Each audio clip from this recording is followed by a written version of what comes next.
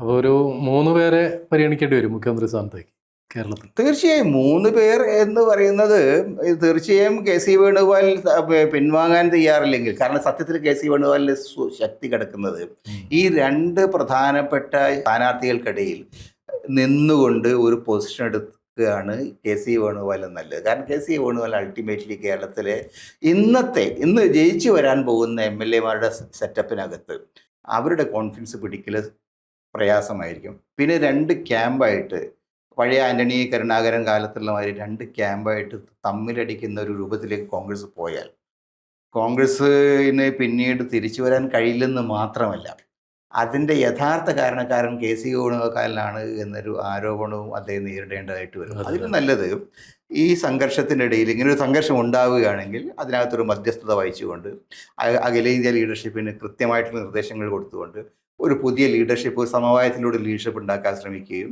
അതിൽ ആർക്കാണോ ഇന്റേണലായിട്ട് യഥാർത്ഥത്തിൽ പിന്തുണയുള്ളത്, MLA-മാരുടെ പിന്തുണ ആർക്കാണോ ഉള്ളത്, അദ്ദേഹത്തെ ലീഡറായിട്ട് പരിഗണിക്കുകയും ചെയ്യുന്ന ഒരു സംഗതിയിലേക്ക് പോകുന്നതാണ് ഫ്യൂച്ചറിൽ കെ സി വേണുഗോപാലിന് കേരളത്തിൽ ആക്സെപ്റ്റൻസ് കിട്ടാൻ നല്ലത് എന്നാണ് എനിക്ക് തോന്നുന്നത്. അല്ലെങ്കിൽ കെ സി എന്താ പറയുക, ഇരിക്കുന്ന കൊമ്പ് മുറിക്കുന്ന ഒരു അവസ്ഥയിലേക്ക് ചെന്ന് ചേരാനുള്ള എല്ലാ സാധ്യതയുണ്ട്.